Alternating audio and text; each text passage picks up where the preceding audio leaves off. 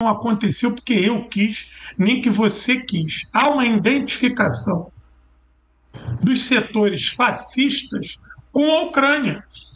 E olha que eu não estou dizendo aqui que a Ucrânia é fascista, que o governo é fascista, que o Zelensky é fascista. Eu não estou dizendo isso.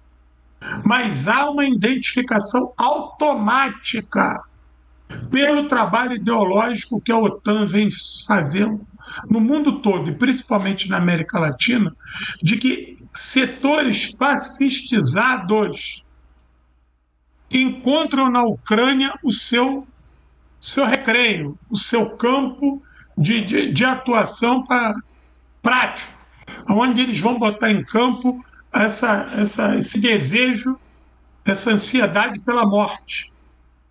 É lá. É nesse sentido que eu peço e solicito a todos os companheiros que estão aqui que façam uma reflexão sobre o papel da Rússia. Que isso não tem nada a ver com gostar ou deixar de gostar do Putin, em não reconhecer que a Rússia é um país capitalista, não é nada disso. O que nós temos que observar é que há uma grande contradição nesse capitalismo. E que, de um lado, existe um capitalismo imperialista e do outro, existe um país com um viés nacionalismo e que desenvolve um capitalismo que tem uma política de ganha-ganha. Não dá para chamar a guerra da Ucrânia de imperialista. Eu tenho visto alguns companheiros de esquerda eu falando... acho a análise de conflito interimperialista de uma preguiça sem fim. De uma preguiça sem fim. E, gente, assim, isso não é um elogio ao Putin, não. A gente sabe muito bem quem que é o Putin, Não. de qual oligarquia que ele veio, como que chegou no poder, como que se manteve no poder, o que é a ortodoxia russa de volta no poder. A gente sabe que a última coisa que é progressista, a gente sabe muito bem todas as legislações draconianas, medievais do século XVII que estão sendo baixadas lá. Só que quando a gente está falando deste conflito na seara internacional, é muito claro a diferença dos dois lados. Gente. É a mesma coisa na Síria, gente.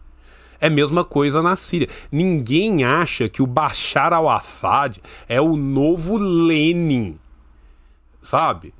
Ninguém tem a menor dúvida do batismo rebaixado do Bashar al-Assad. Não é nem que o Bashar seja qualquer coisa. Não. É que mesmo dentro do movimento Baath, o Bashar tem a linha mais rebaixada que eles já tiveram.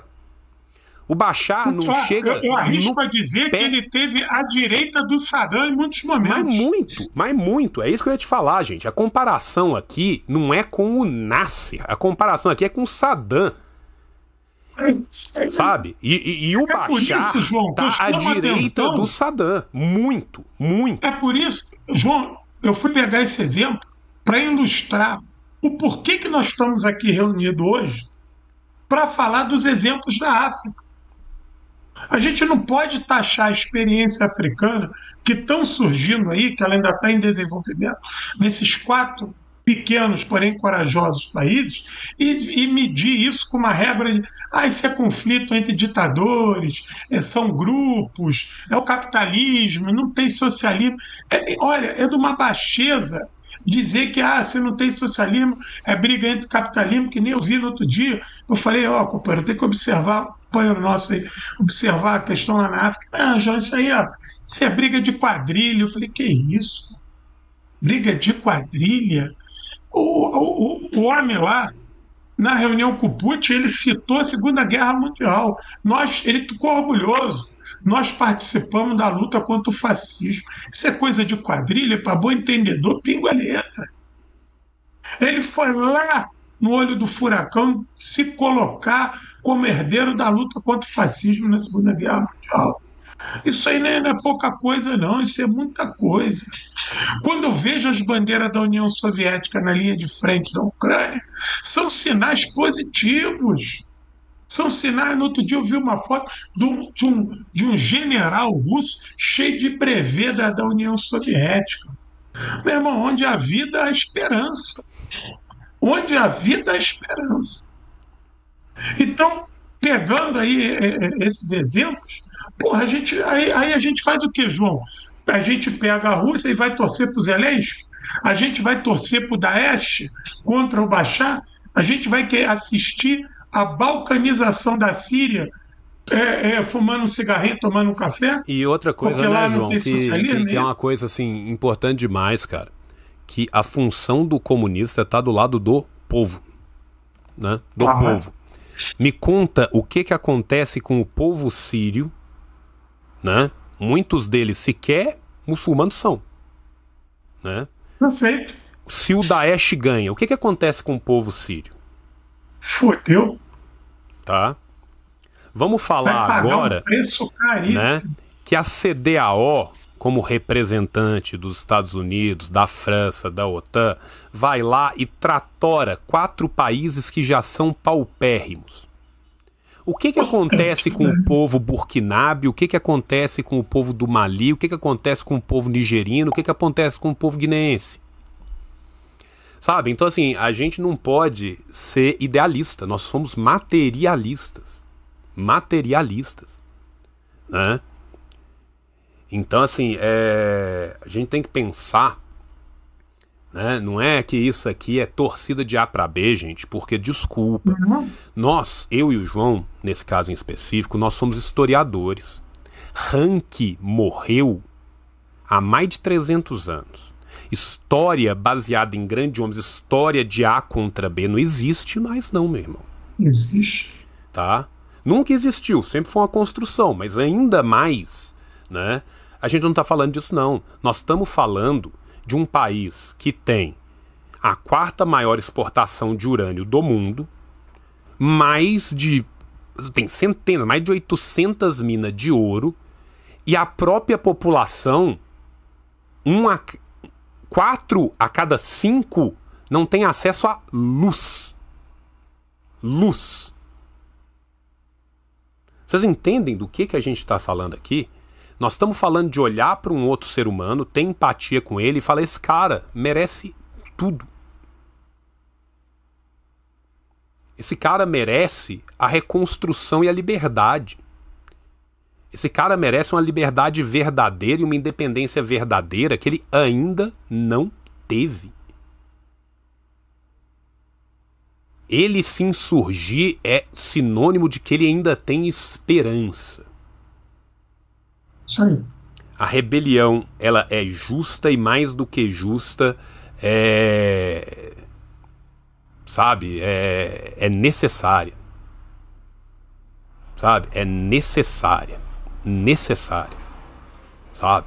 Porque nós estamos falando aqui, gente, de milhões de pessoas vivendo vidas e mais vidas basicamente inumanas, sem acesso a nada, com uma taxa de mortalidade infantil gigantesca, com uma expectativa de vida baixíssima, num sistema de exploração absurdo. Absurdo. Né? Então aqui não é que a gente está falando assim, o Putin vai... Gente, se o Putin pudesse, não é que ele voltava com o Tsar. Se o Putin pudesse, ele seria o Tsar. Não é uma questão aqui, não é isso que está sendo discutido aqui. O que a gente está discutindo aqui é que, primeiro, a nossa chance de um dia fazer a humanidade sair da sua pré-história e caminhar para a sua história verdadeira passa, politicamente, nesse momento, por uma ordem multipolar. Se não houver uma ordem multipolar e o hegemon conseguir se reequilibrar nas suas pernas enquanto ele está caindo, levantar de novo, tratorar a Rússia, tratorar a China e fazer um império hegemônico de novo, é mais 200 anos para todo mundo se fuder, e sinceramente eu não acho que o planeta aguenta. Bom, nós ainda não nos recuperamos nem do refluxo da história do fim da União Soviética.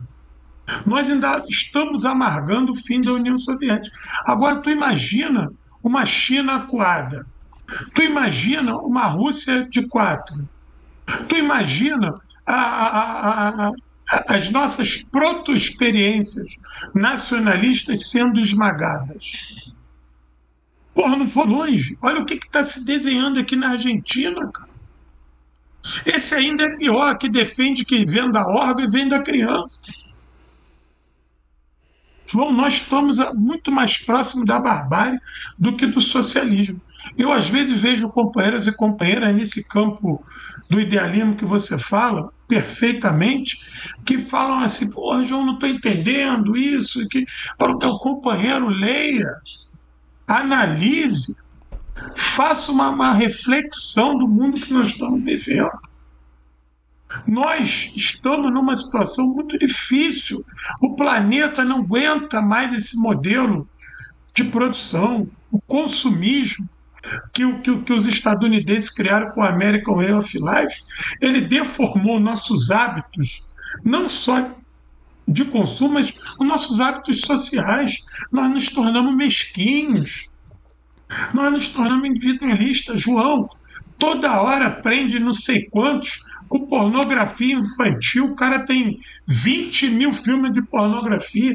Como é que alguém tem 20 mil imagens? Ou seja, será que são 20 mil crianças atingidas de pornografia infantil? Que sociedade é essa que a gente inventou? Porra, a gente mata a mulher que nem bebe água. Porra, nós decidimos aqui no Brasil que aqui ia ser o mundo onde mais se persegue LGBTQIA+. E que mais consome a pornografia. Porra, maior assassinato de trans, da população trans do mundo. Maior consumidor de pornografia trans do mundo. Isso aí. Sabe por que ele mata? Ele mata porque ele vê o espelho dali. Só que ele é tão reprimido que ele não tem coragem. Aí ele vai lá e mata o que ele está vendo. Ele mata ele. Ele quer matar ele. Entendeu? Porra, tu vê as ações de garimpo. No outro dia eu estava vendo aqui aquelas cenas com os índios.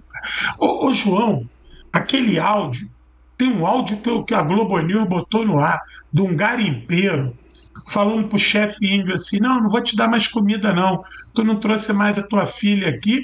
Depois eu vi a reportagem, a garota de 14 anos, estava internada, doente, cheia de doença venérea, com anemia. Os garimpeiros estavam abusando de uma criança de 14 anos e o chefe indígena tendo que ser obrigado a levar a filha dele para ter comida. Meu. O povo que foi dono dessa terra. Que miséria que nós construímos aqui. Só que isso tudo faz parte de uma grande ordem econômica. E essa ordem econômica hoje, depois do fim das experiências socialistas no leste europeu, depois do fim da União Soviética, depois do sonho de todas as guerrilhas na América Latina, depois do sonho do pan-africanismo, depois do sonho das guerras de libertação no Sudeste Asiático, nós estamos vendo essa ordem econômica ser questionada. Só que de uma maneira diferente daquela que a gente queria. Mas a realidade concreta nos impõe uma dinâmica distinta.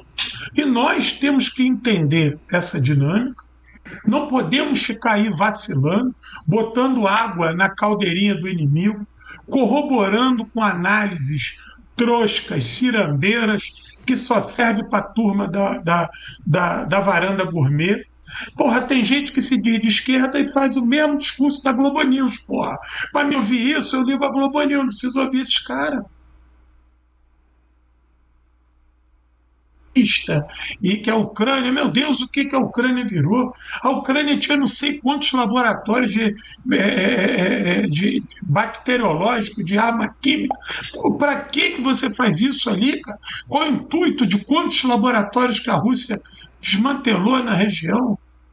Pô, os cara ressurgiram com bandeira, cara. Stepan Bandeira. Tem um shopping em Kiev que tem uma estátua do Stepan Bandeira, João.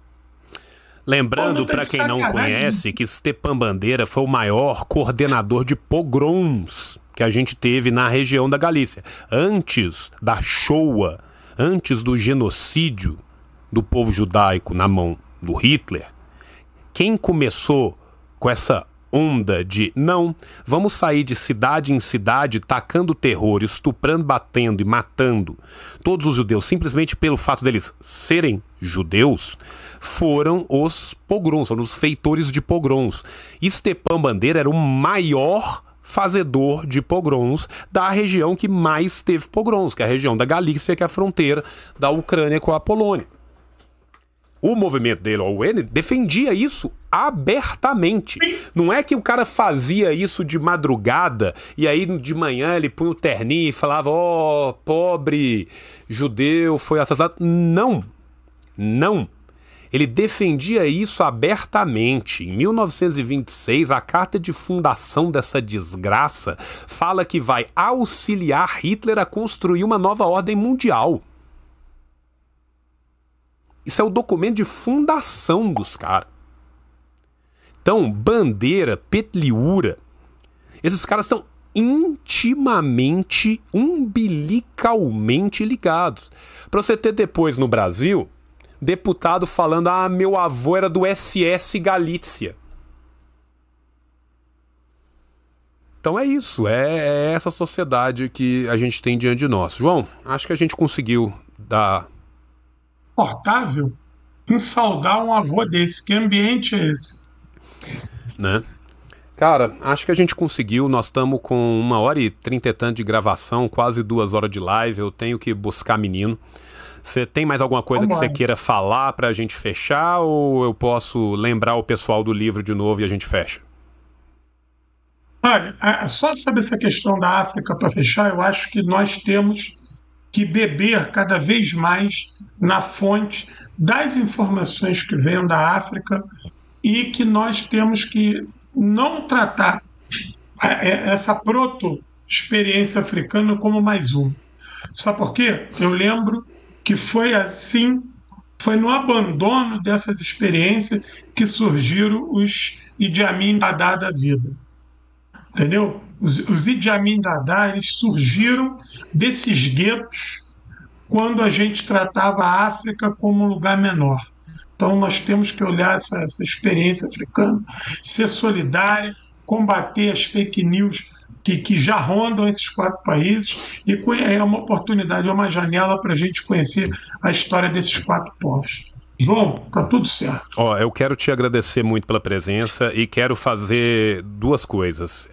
Primeiro, eu quero mandar um salve para todos os meus queridos camaradas que estão envolvidos diretamente na luta dos saarauís, né? A gente aqui no Brasil tem muita gente legal, muita gente